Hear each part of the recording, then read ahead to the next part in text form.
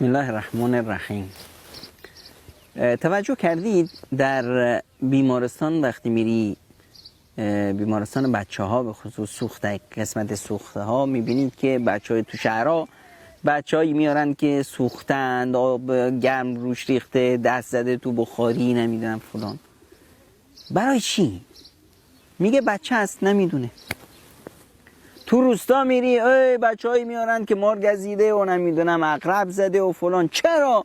میگه عقرب اومد بچه داشت باش بازی میکرد. بچه هست نمیدونه. چون بچه هست عقلش نمیرسه، نمیتونه تشخیص بده این مضر است یا مفید هست، ازش دوری کنه یا نکنه. وقتی که قدرت تشخیص در فرد نباشه، قدرت اینو نداشته باشه که عقلش سنجش کنه ببینه کجا باید چیکار بکنه، این فردیه که به اصطلاح خب مشکل در درایت داره. این مشکل درایت و عقل همونه که مثلا افرادی هستند که خداشون رو نمیتونن بشناسن، خداشون رو در کنار خودشون ندارن. به خاطر چی؟ به خاطر اینکه خدا رو نشناختن، نمیدونن که کجا چه کار باید بکنند. خب الان وقتی که به انسان نگاه میکنیم میبینیم که خداوند متعال انسان رو بر بی‌نهایت برنامه ریزی کرده. یعنی چی؟ یعنی اینی که خداوند از ما خواسته که اون رو بشناسیم. خدا رو شناختیم، میدونیم که چه کار بکنیم، کجا و چرا. چون که خداوند ما رو برای شناخت خودش برنامه ریزی کرده و خداوند الله اکبر است، بی نهایت هست، این برنامه ریزی سیستم زندگی ما و عقل ما و درایت ما بر بی نهایت است. واسه همین هرگز هر چیزی که نهایت داره نمیتونه باعث سعادت و خوشبختی ما بشه. اینه که هرگز خداوند به دنیا این اجازه رو نداده که مصدر سعادت و خوشبختی ما باشه. چرا؟ چون که دنیا متناهی است، نهایتی داره. و الان هم اگر نگاه کنیم ببینید هر کسی دنبال به دست آوردن دنیاست. هر کسی خودش چیز بهتر میخواد. خب وقتی که بهش میرسه چی؟ آرزو داره که یه قصر داشته باشه. خب وقتی که بهش رسید یه هفته، 2 هفته، 1 ماه، 2 ماه پوز میده، تعریف میکنه، عکس میگیره فلان. بعدش چی؟ بعدش عادی میشه، براش هیچ ارزشی نداره. بعدش یه مدت دیگه میگذره بهترش رو میبینه، حسرت میخوره که بهترش رو میخوام. آرزو داره که بهترین به اصطلاح ماشین رو داشته باشه، بهترین وسیله نقلیه رو داشته باشه. وقتی به دستش آورد خوشحال میشه. این خوشحالیش چندی ازش نمیگذره، تموم میشه، عادی میشه براش. بعد از مدتی اصلا کسل و کننده میشه.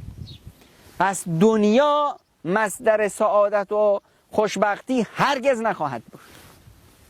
هر چیزی که به دنیا گره خورده مصدر سعادت برای انسانی که برنامه ریزی شده بر بی‌نهایت نمیتونه باشه. اگر نیمی از دنیا رو هم بهت بدن، در حرص نیمی دیگهش جوش میزنی و میگردی، احساس سعادت نخواهی کرد. اصلا ما وقتی میخوایم مثلا در مسائل خانوادگی زن بگیریم به چه نگاه میکنیم؟ به خوشگیری طرف نگاه میکنیم. تا به خوشگیریش میبالی، یک ماه عسل تموم نشده عادی شد، بعد از اون خوشگل شرش رو دیدی از چشت رفت، دنبال دیگری میگردی. مثلا مال و ثروت رو مد نظر میگیری، میبینی که بعد از مدتی در این مال و ثروت زندگی کردن عادی است، دیگران بیشتر دارن، حسرتش رو میخوریم. در حسب و نسب آقا از خانواده چنین و چنانی از رفتی باشون نگاه نشستی دیده بابا اینا هم مثل دیگران، عادی شد. بعد از اون دنبال. اما وقتی که دین رو ملاک قرار دادی، دین ویژگیش اینه که تو رو میندازه تو خط رسیدن به خداوند، تو خط حرکت به سوی بی‌نهایت، و اون چیزی است که سیستم زندگی بر اون برنامه ریزی شده. واسه همینه که ببینید خداوند متعال چی میفرماید؟ فمن اتبع هدایا، کسی که در مسیر هدایت من راه میره، فلا یضل ولا یشقی، این هرگز گمراه نمیشه، از راه به در نمیره و نگونبخت و بدبخت نمیشه. یعنی سعادت با حرکت به سوی بی‌نهایت، با حرکت به سوی شناخت خداوند، با حرکت در مسیر خداوند گره خورد. شکاوت و بدبختی در مسیر خارج از این هست. و من اعرض عن ذکری و من اعرض من اتبع هدای من اعرض عن ذکری، اعرض رفت راه دیگهش، من اعرض عن ذکری فإن له معیشة ضنکا، کسی که راه دیگر رو رفت، از راه حرکت به سوی اون چیزی که انسان به سوش برنامه ریزی شده، سیستم انسان اینطوری خلق شده حرکت میکنه، اون دیگه نیگون بخته، اون در مسیر خلاف امواج داره حرکت میکنه. خب دیگه طبیعی است که به اصطلاح احساس بدبختی بکنه.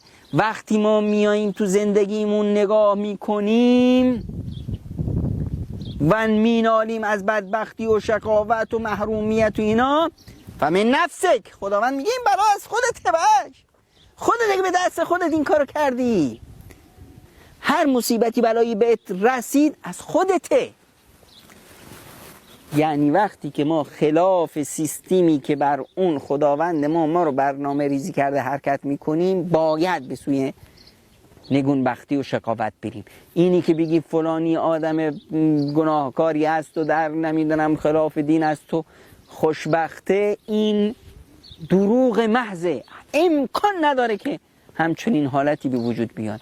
ناز و نعمت اگر مایه سعادت می بود، آمار خودکشی ها در کشورهای پر طرف و نمیدونم رفاهیت این همه بالا نمی رفت.